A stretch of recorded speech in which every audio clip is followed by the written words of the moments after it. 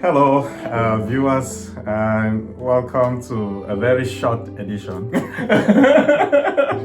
of Biangwa, because I have a very busy man and a busy author here, my friend, my brother, my colleague, Professor Ademola Adesola. Welcome. Yeah, pleasure to be in your office. This is a forest of books. If you can show your viewers and they know that they can come here to borrow books. He's exaggerating. I'm not exaggerating. I'm not going to show. He lives and drinks and sleeps books. and they are of various subjects, not just political science.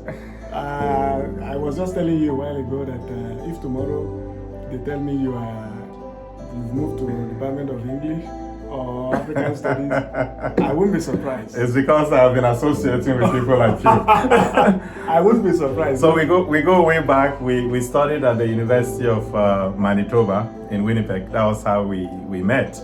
I think sometime in 2018, if I'm not mistaken. That's correct. So he was taking his PhD in English literature. Yeah. And I was in the Department of Peace and Conflict Studies. Although he came to take a course in my department. That was my second semester. So after my first semester, when I had taken 3 courses, and I could not recognize myself in any of those courses. I mean, fantastic courses, but nothing African, nothing black, nothing, related to the African experience. So I felt, you know what? Do I want to repeat this in the second semester? So I shopped around, and Peace and Conflict came by. And then I had this course that took us in different places with Sean. Yeah. A fantastic professor. Right.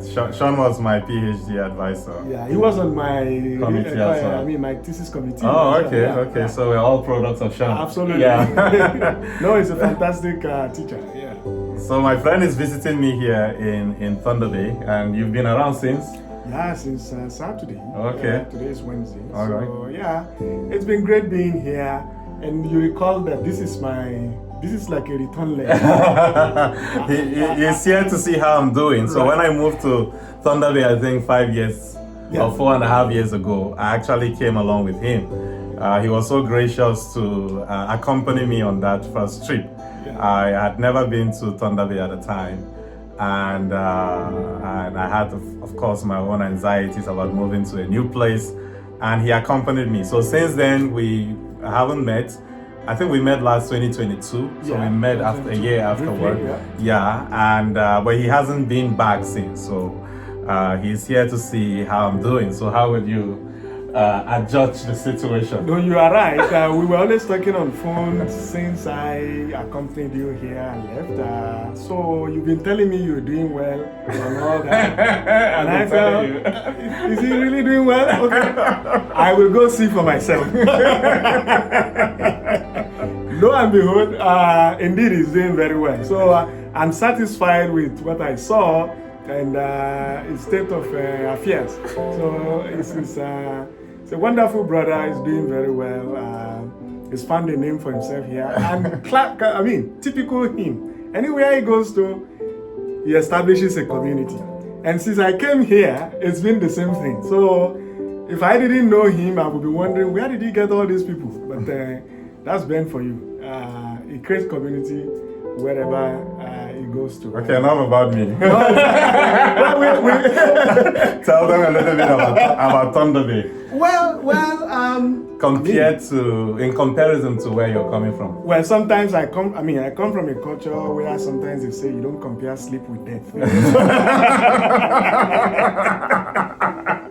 Don't know what to make of that. And to be more specific, I'm from Calgary, and Calgary beside Thunder Bay, it's like sleep and death.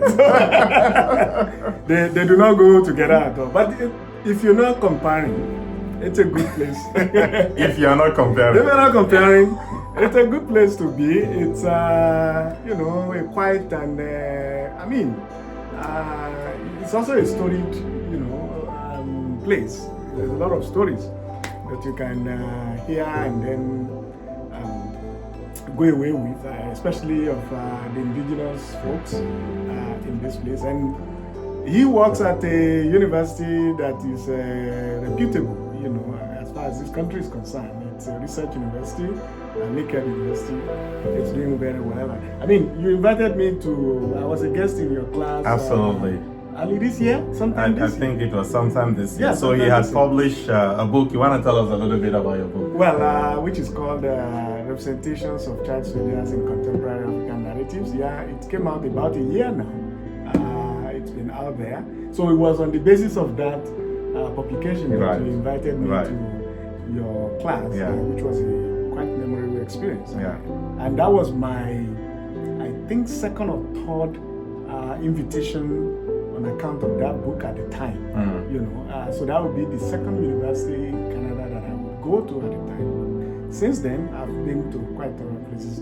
I mean, 8 places, because of the book already. So you are a professor of English. Yeah, my teaching and research interests are post-colonial literatures, African and Black diaspora literatures, children and welfare, and then human rights narratives. So, at what university?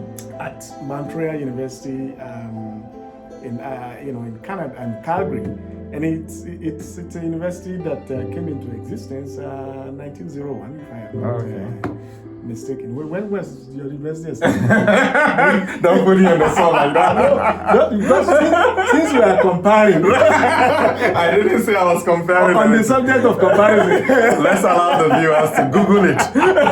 Okay, viewers, Google Lakehead University, Thunder Bay, and find out when it was established. Mine was established 1901, if I'm not mistaken. Right. So it's over a century now, but again, in all fairness, in comparison with Lakehead, they are not on the same pedestal. Lakehead, has some, advantages which we don't have, and we also have certain, comparative advantages that they don't have. So it just works very. And I know that there is a reasonable presence of Nigerian students. Yes, yes, and especially I think.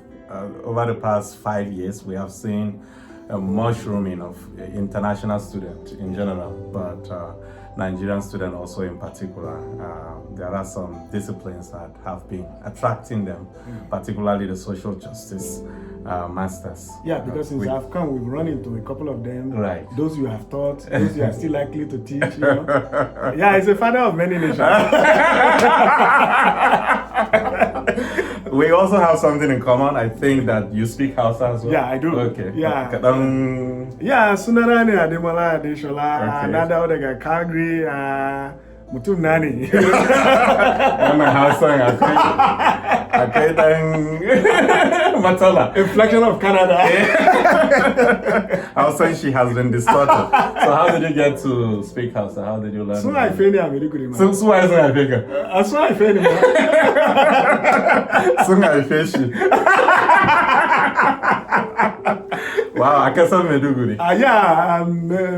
Meduguri, Borno State. Meduguri, Borno State, And I also got to know that you served in Borno State. Yeah. How did that happen? You were born there and they sent you back there. That was their error. So, and then they were asking me to relocate, and I said, well, it's past the time, so I will just, serve out my time, and I went to Goza, which I hadn't been to while we were in Maiduguri. So, yeah, and then if anybody knows anything about Goza, it's one of the prominent places, in Borno State. Yeah. You just have to go out of Maiduguri, drive a couple of hours, to access the place. Yeah. It's it was an experience. Okay. Yeah, it was. Yeah. Wow. Okay. Well, any last words for people out there listening to a professor of English and a man who was born in Maiduguri, living in Calgary? Well, you speak like I have seen the world more than you. I should let the viewers know that I have not been to South Africa. No. I have not been to Japan. It's not the places. No, it is. So I've not been to those places. But he has toured all these places and more. And he's still rearing for other places. So we just celebrated something today that will take you other places. Let's just leave it there. Yeah, it's a pleasure to be back, in Thunder Bay and to be reunited physically. I mean, I don't know any other week that we are not on the phone. Yeah. But it's good to be here, and I'm a incurable follower of the Mangwa podcast. Yeah, anytime you you bring those wonderful people with rich insight about their own respective experiences, it's always a delight to watch. So I'm happy to be here, and I wish you more vim. As you travel on that path and bringing those experiences to us, which I think are quite very important, things to listen to, from people who have these stories to tell. Yeah.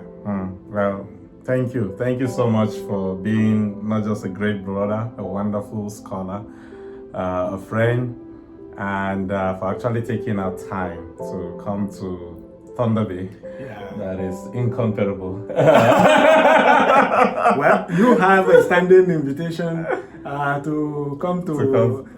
Let's not put it that way. Okay. So, because since I have been here, you have fed me and I'm fed up. And when you come to Calgary, I'll be sure that I will retaliate.